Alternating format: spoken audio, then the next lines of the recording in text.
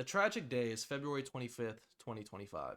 It was a normal day with nothing of significance going on until the disturbing announcement: Dauntless is shutting down. And as one of the 6 people playing the game, I was heartbroken. My free-to-play monster slayer with countless microtransactions is now gone. What am I supposed to do now?